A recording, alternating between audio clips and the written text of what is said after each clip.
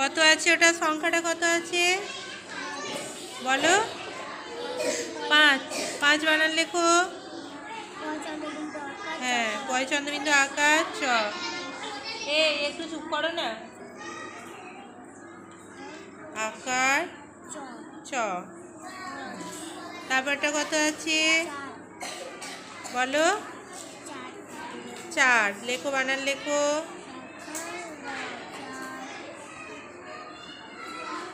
তারপরে মাঝে কি হবে?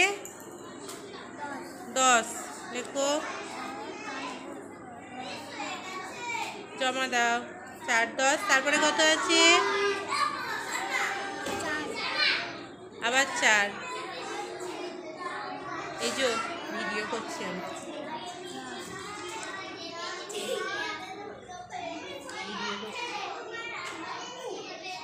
স্নেহিকের যোগগুলো এখনো হয়নি, জমা দাও।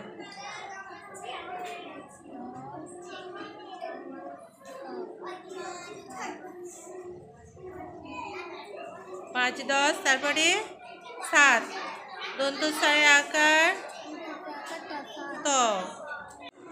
সবাই বোর্ডের দিকে দেখো, এখানে কি অঙ্ক দেওয়া আছে তোমাদের? যোগ করতে দেওয়া আছে। যোগ মানে কি? দুটো আলাদা আলাদা জিনিসকে একসঙ্গে যোগ করা বা যুক্ত করা, ঠিক আছে? এখানে দুটো দেখো পাশাপাশি দুটো করে সংখ্যা দেওয়া আছে, পাশাপাশি যোগ এটা, ঠিক আছে? দুটো করে সংখ্যা দেওয়া আছে। তোমাদের কিভাবে করতে হবে?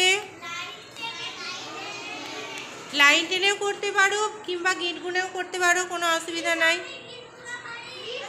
ঠিক আছে? ঠিক আছে, যারা যারা গিট গুনে পারো তারা গিট গুনে করবে, আর যারা গিট গুনে না পারো তারা যত করে সংখ্যা আছে সেই সংখ্যাটার উপরে ততগুলো করে লাইন টানবে। বুঝতে পেরেছো? যেমন এটা কত লেখা আছে? 5। 5-এর উপরে আমি দেখো লাইন টানছি, 1 2 3 4 5 হয়েছে। তারপরে যোগ চিহ্ন আছে, যোগের পরে কত সংখ্যা আছে? তাহলে কটা লাইন টানবো? 3টে। গুনে গুনে টানবে সবসময়, 1 2 3। এবার তোমাদের দেখতে হবে যে এই শুরুর থেকে শেষ পর্যন্ত মোট কটা দাড়ি টানলাম আমি, সেটাই হবে এই দুটোর যোগফল। কটা হচ্ছে কোনো? 1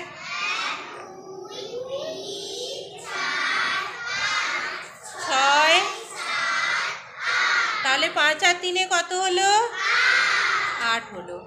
এইভাবে করতে হবে, বোঝা গেছে? হ্যাঁ। আর যদি তোমরা গিট গুনে করো তাহলে এখানে কত আছে? 3। আর এটা কত আছে? তাহলে 3-এর পর থেকে এই সংখ্যাটা মানে এতগুলো গিট গুনতে হবে। এটা কত? 3 আছে, তাহলে 3-এর পরে কত? 3-এর পরে 4। যত সংখ্যা আছে তটা গিট গুনতে হবে। 3-এর পরেই 4, একটা গিট গোনা হয়ে গেল, ওখানে 1 ছিল, তাই তো? তাহলে 3 আর 1-এ কত হলো? 4 হলো।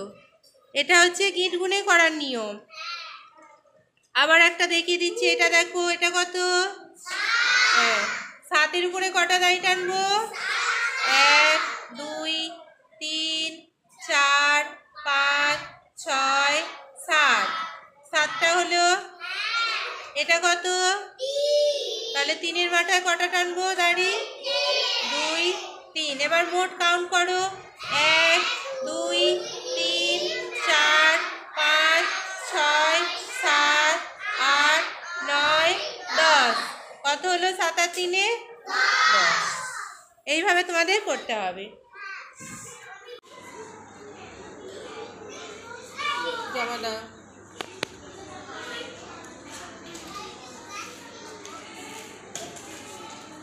যাইদের হয়ে গেছে অঙ্কগুলো?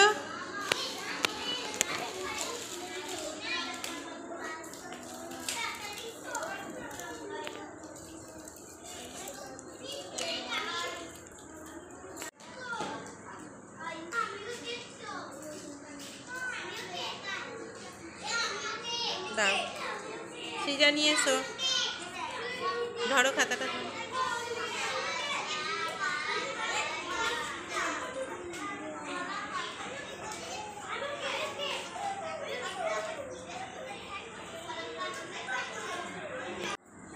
ভালো করে ধরো খাতাটা।